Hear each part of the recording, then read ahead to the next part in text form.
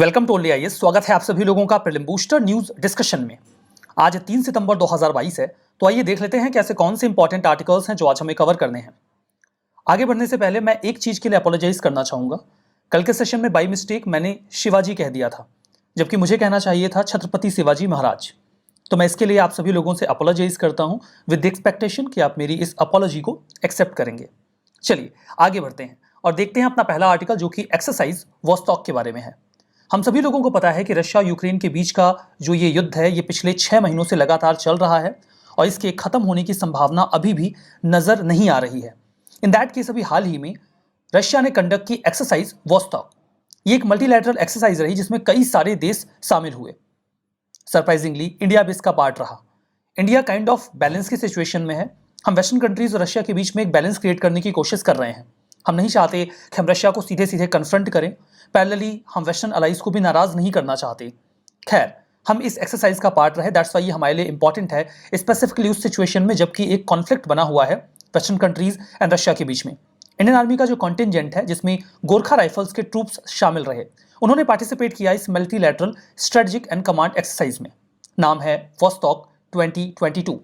Multilateral है, इसका मतलब साफ है कि कई सारे देश इसमें शामिल होंगे। ऑब्जेक्टिव ये है कि प्रैक्टिकल और फ्रेंडली कोऑपरेशन को स्टैब्लिश किया जा सके जो भी कंट्रीज हैं उनके बीच में जो इस एक्सरसाइज में पार्टिसिपेट कर रहे हैं। किसी भी प्रकार की मिलिट्री एक्सरसाइज का एक ही फंडामेंटल ऑब्जेक्टिव होता है, आपस में कोऑपरेशन और कोऑर्डिनेशन को बेहतर किया जाए और इंटर ऑपरेबिलिटी को बेटर किया जाए। इंटर ऑपरेबिलिटी का मतलब ये होता है कि अगर आपको एक साथ लड़ना पड़ गया किसी भी केस में, तो आप एक दूसरे के काम करने के तरीके को समझते हो, एक दूसरे के हथियारों के चलने का जो मैकेनिज्म है उसे जानते हो, ताकि आप अच्छी तरीके से आपस में कोऑर्डिनेट कर सकें। इसीलिए अक्सर जो लोग एक्सरसाइज करते हैं वो अपने फ्रेंडली कंट्रीज के साथ करते हैं, ताकि उनके साथ हमें अगर भविष्य में किसी कॉन्फ्लिक्ट में जाना पड़ा मिलकर, तो हम आसानी से अपना काम कर सकें। पार्टिसिपेट किया इंडिया है, तभी तो हमारे लिए इंपॉर्टेंट है। रशिया ने ऑर्गेनाइज किया है तो रशिया तो रहेगा। चाइना भी इसका पार्ट है। बेलारूस बहुत अच्छा अलाई है रशिया का, वो रहेगा। मंगोलिया है, तजाकिस्तान है और भी कई सारी सेंट्रल एशियन कंट्रीज हैं। इसके अलावा चाइना के साथ हमारी जो एक्सरसाइज होती है that is hand in hand. Russia के साथ हम कई सारी एक्सरसाइज करते हैं, जैसे कि एक्सरसाइज इंदिरा, ये 2003 में शुरू की गई थी। ये दोनों कंट्रीज की जो नेवीज हैं वो आपस में एक्सरसाइज करती हैं। एक्सरसाइज सेंटर या TSENTR बोल सकते हो आप। 2019 में ये हुआ था। ये एनुअल सीरीज बन चुकी है अब, जहां पे रशियन आर्म फोर्सेस की एक एनुअल ट्रेनिंग साइकिल होती है इंडियन आर्म फोर्सेस के साथ। तीसरा है एक्सरसाइज जापट। आप इसे झापड़ कहो, ऐसा लग रहा है ना कि झापड़ लिखा हुआ है। 2021 में भी ये लास्ट टाइम हुई थी। यहाँ पे 17 देशों ने पार्टिसिपेट किया था। इंडिया, चाइना, रशिया, पाकिस्तान, सभी लोग इसका पार्ट थे। ठीक है, हमारा जो नेक्स्ट आर्टिकल है वो सर्वावैक के बारे में है। देखिए, कैंसर की एक टाइप है that is cervical cancer. Women में बहुत ही लीथल है, बहुत खतरनाक है ये सर्विकल कैंसर। हाल ही में union minister of science and tech ने अनाउंस किया है कि साइंटिफिकली हमने जो सर्वोवैक है, ये सर्विकल कैंसर की एक वैक्सीन है, उसको कंप्लीट कर लिया है। ये इंडिया की पहली ऐसी वैक्सीन होगी जिसने हमने खुद ही बनाया है, इंडिजिनियसली डेवलप किया है। ये क्वाड्रीवैलेंट ह्यूमन पैपिलोमा वायरस वैक्सीन है। ह्यूमन पैपिलोमा वायरस के अगेंस्ट में ये काम करता है। क्वाड्रीवैलेंट है मतलब ये 4 प्रकार के जो एंटीजेंस होते हैं उनके अगेंस्ट में वर्क करता है। जो सर्वावैक है वो इंडिया की first quadrivalent human papilloma virus vaccine है। मतलब मैंने आपको बता दिया, ये वुमेन को सर्विकल कैंसर से बचाता है। सर्विकल कैंसर किस प्रकार का कैंसर होता है? देखिए, सर्विक्स ये जो वुमेन बॉडी होती है उसमें यूट्रस के लोअर पार्ट में होता है, जो कनेक्ट करता है वजाइना से यूट्रस को। यहाँ की सेल्स में जब कैंसर होता है तो इसे सर्विकल कैंसर कहते हैं। काफी खतरनाक होता है ये कैंसर। यहां पर देखिए फर्दर, इसे मैन्युफैक्चर किया जा रहा है Pune based serum institute of India के द्वारा। बहुत ही पॉपुलर रहा कोविड के समय में, इन्होंने कोविड की वैक्सीन को तैयार किया। यहां पर इनका कोलैबोरेशन है गवर्नमेंट ऑफ इंडिया के डिपार्टमेंट ऑफ बायोटेक के साथ। ये VLP यानी कि वायरस लाइक पार्टिकल्स पर बेस्ड एक वैक्सीन है जो हेपेटाइटिस बी वैक्सीन जैसा ही है, जहां पर फंडामेंटली किया यह जाता है कि जो HPV यानी कि ह्यूमन पैपिलोमा वायरस होता है उसमें जो L1 प्रोटीन होता है, उस L1 प्रोटीन के अगेंस्ट में ये एंटीबॉडीज को जनरेट करता है। 2 वैक्सीन के डोज जरूरी होते हैं अगर जो गर्ल्स हैं वो अपनी टीनेज में हैं। सेक्सुअली एक्टिव होने के पहले इन्हें ये 2 डोज दिए जाने चाहिए। जो ओल्डर इंडिविजुअल्स हैं उनमें 3 डोजेस की रिक्वायरमेंट रहेगी, रिकमेंडेड होता है। ध्यान दीजिएगा ये प्रिवेंटिव होते हैं। एक बार अगर किसी को ये कैंसर हो गया फिर इस वैक्सीन का कोई महत्व नहीं होता। सर्विकल कैंसर जो सर्विक्स की सेल्स होती हैं उनमें अकर होता है, वो मैंने आपको बताया कि यूट्रस को वजाइना के हिस्से से कनेक्ट करता है। कई सारे स्ट्रेन्स होते हैं ह्यूमन पैपिलोमा वायरस के। ये वायरस सेक्सुअली ट्रांसमिट होते हैं, मतलब एक व्यक्ति से, एक इंडिविजुअल से दूसरे इंडिविजुअल में जा सकते हैं। ग्लोबली जो सर्विकल कैंसर है ये चौथा मोस्ट कॉमन कॉज है कैंसर की वजह से महिलाओं में जो ये अकरेंस होता है उसमें। और इंडिया में जो सर्विकल कैंसर है ये सेकेंड मोस्ट फ्रिक्वेंट कैंसर है जो 15 से 44 वर्ष की महिलाओं में देखने को मिलता है। अगर ये पहला मोस्ट फ्रिक्वेंट कैंसर है तो मैं आपसे फिर से वही साधारण सा सवाल पूछता हूं कि फर्स्ट मोस्ट फ्रिक्वेंट कैंसर, या सीधा कहें तो मोस्ट फ्रिक्वेंट कैंसर कौन सा है जो महिलाओं को प्रभावित करता है। मैं उम्मीद करूंगा कि आप इस सवाल का जवाब मुझे कमेंट बॉक्स में देंगे। हमारा नेक्स्ट आर्टिकल उइगर मुस्लिम्स के बारे में है। यूनाइटेड नेशंस की एक टीम ने चाइना को विजिट किया कि वहां पर ह्यूमन राइट को लेकर जो वायलेशंस हो रहे हैं उइगर मुस्लिम्स के खिलाफ, उनकी सिचुएशन क्या है। उन्होंने सिचुएशन को बहुत ही ग्रिम बताया है, इसे इक्विवेलेंट बताया है क्राइम अगेंस्ट ह्यूमैनिटी के। चाइना ने काफी डिले किया, उइगर्स के ऊपर काफी ज्यादा क्रैकडाउन चलता रहा है। उइगर मुस्लिम्स के लिए एक पूरा एरिया स्पेसिफाइड है। देखिए ये है पूरा चाइना और यहां पर है जिनजियांग प्रोविंस। जिनजियांग प्रोविंस जो है यहां पर कई सारी एथनिसिटी के लोग रहते हैं और यहीं पर रहते हैं उइगर मुस्लिम्स जो बहुत ही ज्यादा प्रोसिक्यूट किए जाते हैं बाय दी चाइना। उन्होंने उनके लिए कई प्रकार के ऐसे एरिया स्पेसिफाई कर रखे हैं जिन्हें वो एक तरीके से वोकेशनल ट्रेनिंग कैंप्स के रूप में पोर्ट्रे करते हैं। बट अल्टीमेटली वहां पर कई तरीके के स्ट्रिक्ट रूल्स एंड रेगुलेशंस होते हैं, वहां से उन्हें निकलने की आज़ादी नहीं होती। एक रिपोर्ट निकल के आई थी कुछ समय पहले जिस पर मैंने एक आर्टिकल भी डिस्कस किया था और आपको बताया था कि बहुत ही ग्रिम सिचुएशन बताई गई थी। मतलब कि ये कहा गया है कि अगर कोई भी उइगर मुस्लिम उस स्पेसिफाइड एरिया से, जिसे वो सो कॉल्ड वोकेशनल कैंप कहते हैं, वहां से अगर वो निकल के भागने की कोशिश करते हैं तो उन्हें एक वार्निंग के बाद सीधे शूट कर दिया जाए, यानी कि गोली मार दी जाए। इसके अलावा कई सारे ऐसे केसेस आए जहां पर किसी व्यक्ति ने दाढ़ी रख ली, जो कि इस्लाम में एक बहुत ही बेसिक टेनेट है, तो उन्हें 6-6 साल की पनिशमेंट दी गई है। तो जो बेसिक प्रिंसिपल्स हैं इस्लाम के उन्हें भी फॉलो नहीं करने दिया जाता उइगर मुस्लिम्स को जो जिनजियांग प्रोविंस में रहते हैं। पाकिस्तान जो कि पूरी दुनिया में मुस्लिम कम्युनिटी का लीडर बनने की एस्पायरेशन रखता है, वो जिनजियांग के इस रीजन में जो मुस्लिम्स के ऊपर परसिक्यूशन होता है उस पर हमेशा चुप्पी साध के रखता है। तो ये उनका डुअलिज्म है, ये उनका दोगलापन है, ऐसा कहा जाता है। बिकॉज अगर आप मुस्लिम्स के कॉज को लेकर कंसर्न है तो फिर हर जगह रहिए। तो चाइना के साथ उनकी चूंकि बहुत क्लोज रिलेशंस हैं, तो चाइना में मुस्लिम्स को कितना ही प्रोसिक्यूट किया जाए उन्हें इस बात से कोई फर्क नहीं पड़ता। फर्दर अभी जो रिपोर्ट निकल के आई है उसमें भी सिचुएशन बहुत ग्रिम बताई गई है। जिनजियांग जो रीजन है वहां पर कई सारी एथनिसिटी के लोग रहते हैं, प्रीडोमिनेंटली मुस्लिम्स रहते हैं। ये टर्किक एथनिसिटी के हैं, मतलब कि ये खुद को ज्यादा कनेक्टेड फील करते हैं।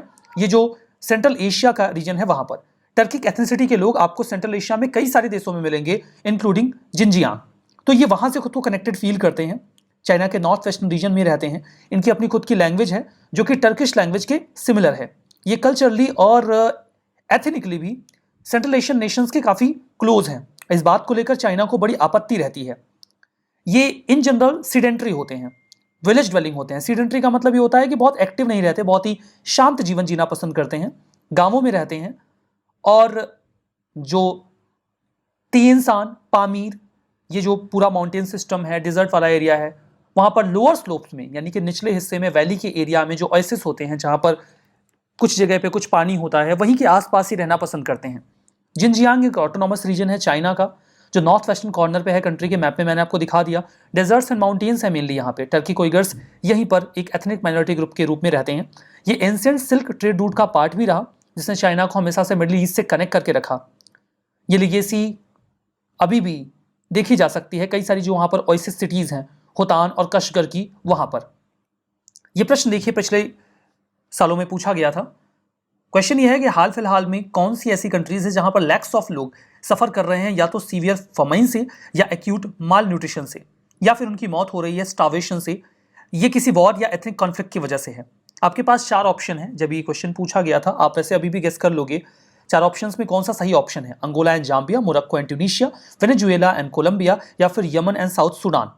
इस सवाल का जवाब भी आप मुझे कमेंट बॉक्स में देंगे। ये बहुत मुश्किल सवाल नहीं है। आप अगर जियोपॉलिटिक्स को थोड़ा बहुत जानते हैं, समझते हैं, get the answer very easily. हमारा नेक्स्ट आर्टिकल सुपर टाइफून हेन्नम-नोर के बारे में है। हेन्नम-नोर जो इस समय बहुत ही तेजी से आगे बढ़ रहा है, पैसिफिक ओशियन के वेस्टर्न पार्ट से ओरिजिनेट होकर ये पूरी संभावना है कि जो जापान का आइलैंड है, साउथ कोरिया है, उसे हिट करके बहुत नुकसान पहुंचाने वाला है। इनफैक्ट जापान के कई सारे हिस्से में बहुत तेज बारिश शुरू भी हो गई है। हवा की स्पीड 241 किलोमीटर पर आवर की पहुंच चुकी है, इसीलिए इसे सुपर टाइफून कहा जा रहा है। सुपर टाइफून हेन्नम-नोर ये स्ट्रॉन्गेस्ट ट्रॉपिकल स्टॉर्म है 2022 का। ये कैटेगरी 5 का टाइफून है, मतलब पिछले 70 सालों में भी इसके जैसा एक ही टाइफून आया है इस पूरे एरिया में। कैटेगरी 5 का ये टाइफून है, मतलब हाईएस्ट क्लासिफिकेशन है स्केल पर। इससे स्ट्रॉन्ग टाइफून स्केल पर अभी नहीं रखा गया है। ये जापान के आइलैंड्स को प्रभावित करने वाला है और बहुत तेजी से डेवलप हो रहा है।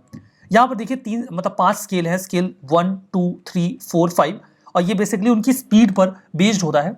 जैसे विंड की स्पीड अगर 30 से 40 किलोमीटर पर आवर की है तो स्केल 1 होता है, ठीक है, या सिग्नल 1 आप कह लीजिए।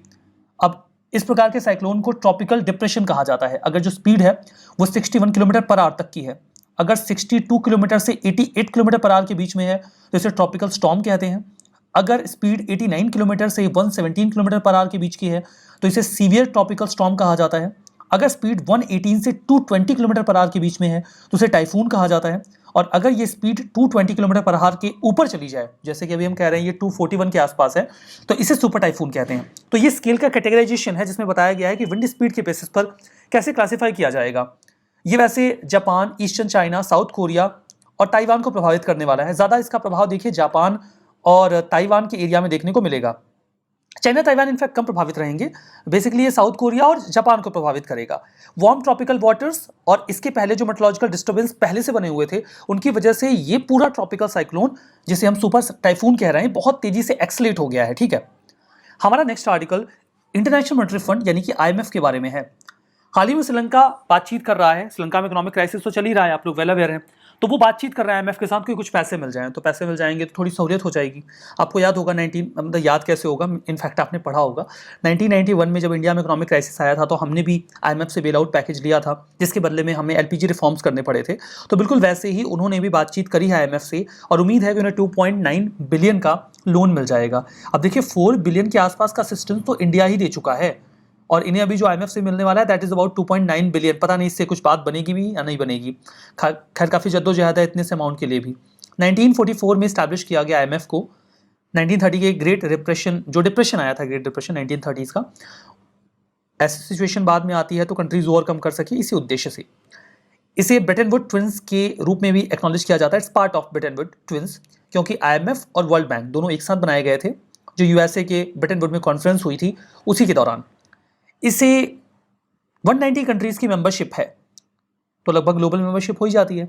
इंडिया ने भी इसे 1945 के दिसंबर में ज्वाइन कर लिया था वाइल हम ब्रिटिशर्स के कंट्रोल में थे।